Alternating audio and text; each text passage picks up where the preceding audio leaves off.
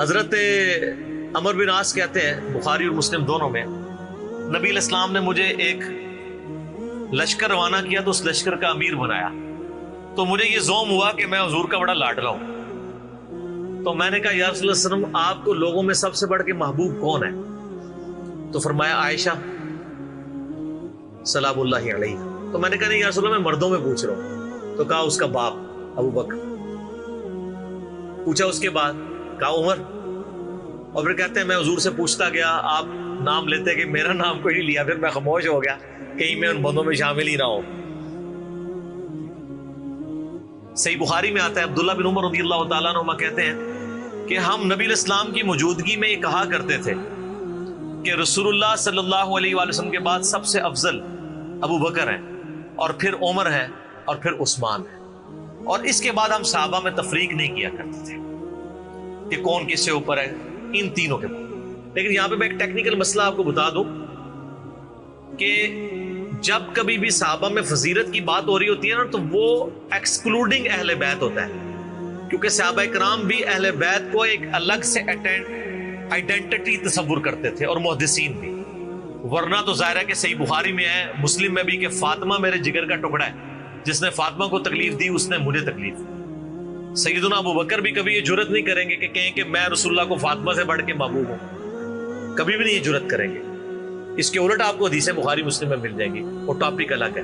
میں آپ کو ایک شرعی مسئلہ سمجھا رہا ہوں۔ محدثین کے ہاں، صحابہ کے ہاں جب کبھی بھی صحابہ کی فضیلت کی بات ہو رہی ہوتی ہے تو وہ ادر دین اہل بیت ہوتا ہے، یعنی اگر یہ فضیلت کی بات ہو رہی ہے تو اس میں حضرت فاطمہ، حسن و حسین، حضرت علی شامل نہیں ہے، ان کا مقام وہ ہاں وہ الگ سے ہے، وہ کیٹیگری الگ ہے، وہ اہل بیت کی کیٹیگری میں فال کرتی ہے۔ اور یہ اہل بیت کی کیٹیگری اتنی اسٹرانگ ہے، آپ حدیث کی کتابوں میں دیکھیں گے کہ صحابہ کرام کے فضائل پہ چیپٹر الگ ہے، اہل بیت پہ الگ ہے، اور امہات المومنین پہ الگ ہے۔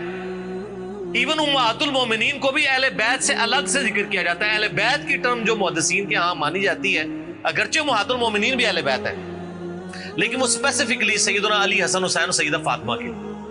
تو یہ میں آپ کو کیٹیگری بتا رہا ہوں۔ تو بہرحال یہ خود مولا علی علیہ السلام کے بارے میں صحیح بخاری میں آتا ہے، محمد ابن حنفیہ نامی ایک عورت سے حضرت علی کا بیٹا تھا، اس کا نام تھا محمد۔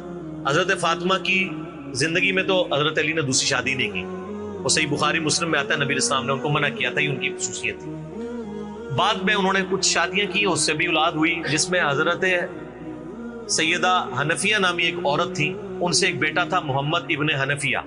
صحیح بخاری میں آتا ہے حضرت ابو بکر کے فضائل کے چیپٹر میں کہ محمد ابن حنفیہ کہتا ہے کہ میں نے اپنے والد علی ابن ابی طالب سے پوچھا، ابا جان بتائیں رسول اللہ کے بعد اس امت میں سب سے افضل کون ہے؟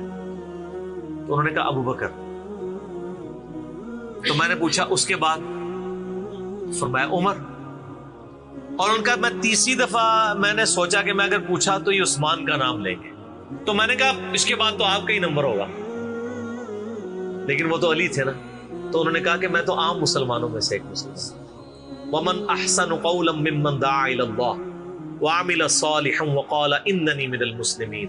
اس سے بڑھ کر کس کی بات ہو سکتی ہے جو لوگوں کو اللہ کی طرف بلائے، خود بھی نیک اعمال کرے، اور پھر بھی کہ میں عام مسلمانوں سے ایک مسلمان ہوں، میں بھی مسلمان ہی ہوں، بہت بڑا پیر فقیر یا کوئی اپنے آپ کو ایکسٹراڈنری نہ ماننا شروع کر۔